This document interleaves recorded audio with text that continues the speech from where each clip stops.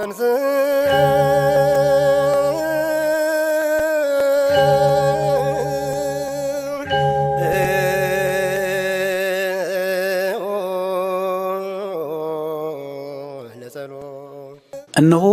የስብከተ ወንጌል አገልግሎት። በስመ አብ ወወልድ ወመንፈስ ቅዱስ አሐዱ አምላክ አሜን። ይትባረክ እግዚአብሔር አምላከ አበዊነ ለዘአብጽሐነ እስከ ዛቲ ሰዓት። ለዚህች ዕለትና ለዚህች ሰዓት ያደረስከን የነቢያት አምላክ የሐዋርያት አምላክ የሁላችን አምላክ ክብርና ምስጋና ላንተ ይሁን። በክርስቶስ ክርስቲያን በወልድ ውሉድ የተሰኛችሁ አባቶች፣ ካህናት፣ መምህራን፣ ማኅበረ ምእመናን ወምእመናት በወደደን ባከበረን በኃያሉ በእግዚአብሔር ፍጹም ሰላም እንደምን አደራችሁ? እንደምን አላችሁ? አሜን። አምላካችን እግዚአብሔር ስሙ ለዘላለሙ የተመሰገነ ይሁን። የሕይወትን እንጀራ የሕይወትን መጠጥ ወልዳ የሰጠችን የሁላችን እናት እማምላክ ወላዲት አምላክ ምልጃዋ በረከቷ ዘወትር ከሁላችን ጋር ይሁን። የቅዱሳን መላእክት ጥበቃ አይለየን። እንዳትሰናከሉ ይህንን ተናግሬያችኋለሁ። ይህንን ቃል በቃል የተናገረው መድኃኒታችን ኢየሱስ ክርስቶስ ለ12ቱ ደቀ መዛሙርት ነው። የተናገረውም ከዕለታት በአንድ ቀን ከአንድ ስፍራ አብሯቸው በመካከላቸው ቁጭ ብሎ እንዳትሰናከሉ ይህንን ተናግሬያችኋለሁ በማለት ተናግሯል። እንዳንሰናከል ማን ይርዳን? መሰናክል ፈተና ነው። በፈተናው አንድ ሰው ካልጸና ይወድቃል። ቃሉም እንደሚናገረው በፈተና የሚጸና ሰው እርሱ የተባረከ ነው እንደተባለ ሁሉ በፈተና የጸና ሰው አይወድቅም፣ አይሰነካከልም። ሰይጣን ግን እንደ ስንዴ ሊያበጥራችሁ ወደዚህ ዓለም መጥቷል ተብሎ እንደተነገረ እንዳትሰናከሉ ይህንን ተናግሬያችኋለሁ። ሰዎችን ማሳደድ፣ ሰውን መግደል፣ ሰውን መጉዳት፣ ሰውን ከቤተ እግዚአብሔር ማስወጣት፣ ከጸሎት ስፍራ ማስወጣት፣ እግዚአብሔርን ማገልገል የሚመስልበት ዘመን ይመጣል ብሎ አስቀድሞ መድኃኒታችን ኢየሱስ ክርስቶስ ለ12ቱ ደቀ መዛሙርት ተናግሯል። የሚገርማችሁ ነገር ቅዱስ ጳውሎስ አስቀድሞ ምን ብሏል መሰላችሁ? እኔ ባለማወቅ እግዚአብሔርን ያገለገልኩ እየመሰለኝ ክርስቶስን አሳደው ነበር። ወንድሞቼን ሐዋርያትን አሳድዳቸው ነበር። ማንን እያገለገልኩ ስለመሰለኝ? እግዚአብሔርን። ቅዱስ ጳውሎስ ነው እግዚአብሔርን የማገለግል እየመሰለኝ ወንድሞቼን ሐዋርያትን የክርስቶስን ደቀ መዛሙርት የማገለግል ይመስለኝ ነበር።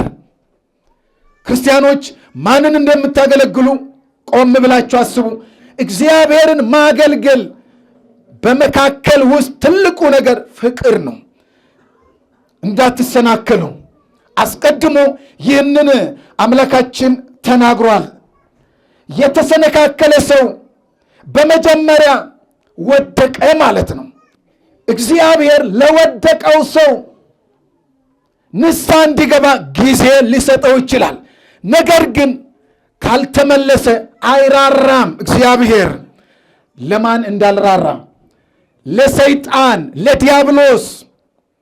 ሐዋርያው ቅዱስ ጳውሎስ በሁለተኛ መልእክቱ ላይ ምዕራፍ 2 ላይ ከቁጥር 4 ላይ እንዲህ ይላል፣ እግዚአብሔር ኃጢአትን ላደረጉ መላእክት ሳይራራላቸው ወደ ገሃነም ጥሎ በጨለማ ጉድጓድ ለፍርድ እንዲጠበቁ አደረጋቸው ይላል ቅዱስ ጳውሎስ።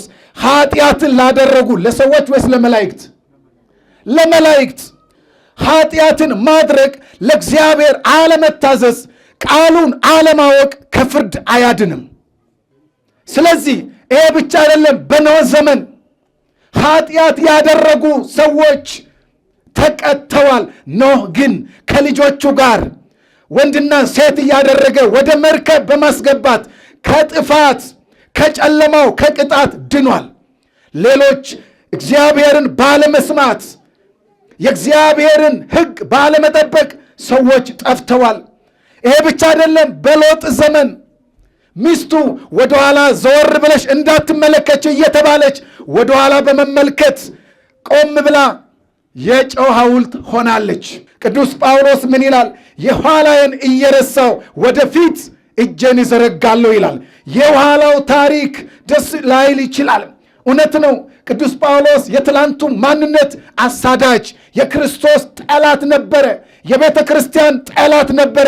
አሁን ግን ለቤተ ክርስቲያን ለአሕዛብ ሐዋርያ በማለት እግዚአብሔር ሾመው። ወደ ኋላ መመልከት በመሰናክል ወጥመድ ውስጥ መግባት ነው። ጌታችን መድኃኒታችን ኢየሱስ ክርስቶስ በሉቃስ ወንጌል ምዕራፍ 17 ከቁጥር 1 ላይ መሰናክል ግድ ሳይመጣ አይቀርም፣ ነገር ግን መሰናክሉ ለሚያመጣ ሰው ለዚያ ሰው ወዮለት። ከቻላችሁ ራሳችሁን አድኑ፣ ለሰዎች መሰናክል አትሁኑ። አንድ ጊዜ ለቅዱሳን ስለተሰጠችው ሃይማኖት እንገደላለን፣ እንኖራለን። ክርስቲያኖች ሰዎች ግራ የገባቸው ሃይማኖቱና እምነቱ ተቀላቅሎባቸዋል። እምነት በየቀኑ በእኔና በእናንተ ሕይወት የሚያድግ ነው። እምነት ምንድን ነው አልኳችሁ? በእያንዳንዳችን ሕይወት የሚያድግ ነው እምነት። ደቀ መዛሙርቱ ምንድን ነው ያሉት? ጌታችን መድኃኒታችን ኢየሱስ ክርስቶስን መፈወስ ባቃታቸው ጊዜ ጌታ ሆይ ያቃተን ምንድን ነው አሉት።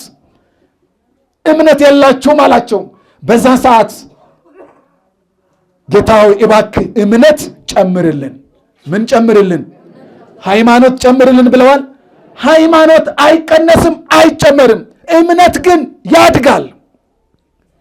በእምነት ያደጉ አባቶች የአንበሶችን አፍ ዘጉ። በሕይወት የምንኖረው ነው እምነት። መቶ አለቃውን ተመልከቱ ክርስቲያኖች። ጌታችን መድኃኒታችን ኢየሱስ ክርስቶስ ከደቀ መዛሙርቱ ጋር እያለ ጌታ ሆይ ልጄ በቀን በሌሊት ይሰቃያል፣ እባክህ ልጄን ፈውስልኝ አለው። ወደ ቤት እመጣለሁ ጠብቀኝ አለው። አይሆንም ጌታ ሆይ አንተ ወደ ቤቴ መግባት አይገባህም፣ በእኔ ስራ 10 አለቃ አለ፣ 50 አለቃ አለ፣ ና ብሎ ይመጣል፣ ሂድ ብሎ ይታዘዛል። ጌታ ሆይ አንተ ግን አለ ቃል ብቻ ተናገር። ምን ብቻ ተናገር? ቃል ብቻ ተናገር። ጌታስ ምን አለ? እንዲህ አይነት ታላቅ እምነት አለ። እምነታችን የሐዋርያት የነቢያት ነው። ነቢያት የሰበኩት ስለ ክርስቶስ ይወለዳል ይመጣል ብሎ ነቢያት ምን ብለዋል? ተንብየዋል። ትንቢታቸው ስብከት ይባላል። ተናግረዋል። ሐዋርያት ደግሞ ይሄንን አይተውታል፣ ኖረውታል፣ በእጃቸው ዳሰውታል፣ አብረው ውለዋል። ባደረው አደሩ፣ በዋለው ዋሉ። መከራውን ሲቀበል ትንሽ ሸሸት አሉ እንጂ በመከራ ጊዜ ብዙዎቻችን እንሸሻለን። ክርስቲያኖች ኢየሱስ ክርስቶስን ደቀ መዛሙርቱ ሸሽተዋል። ለምን ይመስላችኋል? ሃይማኖት ስለሌላቸው ነው? እምነት ጥንካሬ ስለሌለ፣ የእምነት ማነስ ስላለባቸው ነው።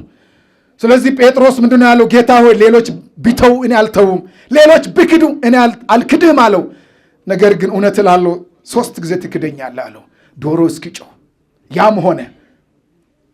አንተም የኢየሱስ ወዳጅ አብሮ ነበርክ፣ አብረ ስትንቀሳቀስ አይተናል ስል በፍጹም አላውቀውም አለ። ዶሮ ጮኸ፣ ስቅስቅ ብሎ አለቀሰ።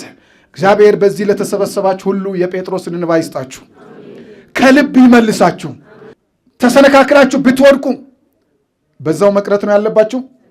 ምንድን ነው ምርጫው? ንስሐ መግባት። በትንቢተ ሕዝቅኤል ምዕራፍ 18 ከቁጥር 32 ላይ ተመየጡ ወሃልው በሕይወት ተመለሱና በሕይወት ኑሩ፣ የእስራኤል አምላክ የሟቹን ሞት አይፈልግምና ይላል። አሁን የሟቹን ሞት ስል ነቢዩ ሕዝቅኤል ምን እያለ ነው? ኃጢአተኛው እንደ ሞተ ነው፣ የወደቀ ሰው እንደ ሞተ ነው የሚቆጠረው። አዳም ከገነት ከወጣ በኋላ ከመውጣቱ በፊት የነበረው ሕይወት አንድ ነው። አዳም ሆይ እችን ዕፀ በለስ ከነካሃት ከበላሃት ሞት ብቻ አይደለም የሞትን ሞት ምን ትላለህ? ትሞታለህ። የአዳም ሞት ያበቃው እዛ ጋ ነው። ዕፀ በለሷን በነካ ሰዓት አዳም ያችን ሳይነካ ከነ ክብሩ ነበረ። ራቆቱን አልነበረም። ያችን በላ። ራቆት መሆኑን ስላወቀ ሮጠ ከገነት። የእግዚአብሔርን ድምፅ ሰማ። አዳም ራሱን ለመደበቅ ሮጠ፣ ሸሸ። አዳም አዳም ብሎ ጠራው እግዚአብሔር። ዝም አለ፣ ፈራ። አዳም አለው። አሁንም እግዚአብሔር እንዴት እንደሚወድ ዛሬም እኮ ልጆቼ ይለናል እግዚአብሔር። ዝም አይለንም፣ አይተወንም። ሙታችሁ ወድቃችሁ እንድትቀሩ አይፈልግም እግዚአብሔር። አዳም አዳም ወዴት ነህ አለው። ጌታ ሆይ ድምፅህን ስለሰማው ምን አለ? ፈራው አለ። ትላንት የማያስፈራው ድምፅ አስፈራው። አሁን በኃጢአት ስትወድቁ ትፈራላችሁ። ስለዚህ አዳም ፈራ። በዚች ምክንያት ከገነትም ወጣ። ዙሪያው በመላእክት ተጠበቀ አዳም እንዳይገባ። ክርስቲያኖች በኃጢአት መውደቅ ብዙ ነገር ያሳጣል። ስለዚህ ንስሐ መግባት ያስፈልጋል። እስራኤል ሆይ ስማኝ፣ ከነ ኃጢአት አትኑር፣ ከነ ኃጢአት አትሙት፣ ተመለስ፣ በሕይወት ኑር። እግዚአብሔር ዳግም ዕድል እየሰጠን ነው። ዛሬም ኑ እንዋቀስ፣ ኑ አብረን እንነጋገር አለ እኮ። የወደቃችሁ በኃጢአት ያላችሁ፣ በበደል ያላችሁ፣ በርኩሰት ያላችሁ፣ በጥፋት ያላችሁ፣ ከእግዚአብሔር የራቃችሁ፣ ከሥጋ ወደሙ የራቃችሁ ኑ ይላል እግዚአብሔር። በእውነት እግዚአብሔር ስለጠራችሁ ስሙ የተመሰገነ ይሁን። ሐዋርያው ቅዱስ ጴጥሮስ በሁለተኛ መልእክቱ ላይ ምዕራፍ 1 ቁጥር 4 ላይ ከመለኮቱ ባህሪ ተካፋዮች በተስፋ ቃል እንድትሆኑ በእነዚያ ክብርና በጎነት የተከበረና እጅግ ታላቅ የሆነ ተስፋን ሰጠን። ምንን ሰጠን? ተስፋን ሰጠን። ስለዚህ ምክንያት ትጋትን ሁሉ እያሳያችሁ በእምነታችሁ በጎነትን ጨምሩ፣ በበጎነትም ዕውቀትን፣ በእውቀትም ራስን መግዛት። ዕውቀታችን ራሳችንን ካልገዛን ምኑን ዕውቀት ሆነ? ራስንም በመግዛት መጽናትን፣ በመጽናትም እግዚአብሔርን መምሰል፣ እግዚአብሔርን በመምሰል የወንድማማችን መዋደድ። የማን መዋደድ? በወንድማማቾችም መዋደድ ፍቅርን ጨምሩ። እነዚህ የሌለው ሰው እውር ነው ይላል። እግዚአብሔር ይጠብቀን። እነዚህ ያሉት ሰዎች እውር አይደለም፣ በብርሃን ይመላለሳል። አልተሰነካከለም፣ አልወደቀም። በፈተናው ጸንቷል፣ አልወደቀም። እስከ መጨረሻው የሚጸና እርሱ ይድናል እንደተባለ ይሄ ሰው ይድናል። ጸንቶ የቆመ በሃይማኖቱ የኖረ መጨረሻው ሽልማት ነው። ሩጫዬን ጨርሻለሁ፣ የሕይወት አክሊል ይጠብቀኛል እንዳለው ቅዱስ ጳውሎስ በጢሞቴዎስ መልእክት ላይ ሽልማት አለ፣ አክሊል አለ።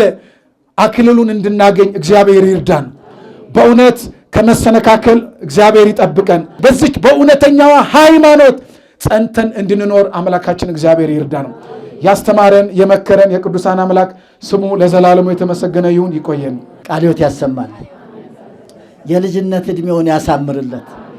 አዎ በእውነት እቺ ቤተ ክርስቲያን በመንፈስ ቅዱስ የተመሰረተች፣ በመንፈስ ቅዱስ ያደገች፣ በመንፈስ ቅዱስ የምትኖር። አዎ ሐዋርያው ቅዱስ ጳውሎስ አንድ መልእክት ተናግሯል። እኛ በመንፈስ ቅዱስ እናመልካለን አለ። በምን? አዎ በመንፈስ ቅዱስ እናመልካለን። እና ሁላችሁም አሁን እዚህ የተገኛችሁት በመንፈስ ቅዱስ ነው። በመንፈስ ቅዱስ ተመርታችሁ ነው የመጣችሁት። በመንፈስ ቅዱስ ተመርታችሁ መንፈስ ቅዱስ ተቀብላችኋል ማለት ነው። የመንፈስ ቅዱስ ማደሪያ ትሆናላችሁ ማለት ነው። እና እግዚአብሔር አምላካችን በተማርነው ትምህርት በሰማነው ድምፅ ይባርከን፣ ይቀድሰን፣ ሀገራችንን ሰላም ያድርግልን፣ የታመሙትን ይፈውስልን፣ የሞቱትን ነፍሳት ይማርልን፣ የታሰሩትን ያስፈታልን፣ በሩቅም በቅርብም ሆነው የተጨነቁትን ያዘኑትን እግዚአብሔር አምላክ ይጎብኝልን። በዚህ የተሰበሰብነውን ደግሞ መድኃኔ ዓለም ክርስቶስ በእውነት በተመረጠችው በኢየሩሳሌም ሰማያዊት እንድንቆም ፍቃዱ እንዲሆንልን ቅዱስ ስሙን እንዲህ ብለን እንጠራለን። አባታችን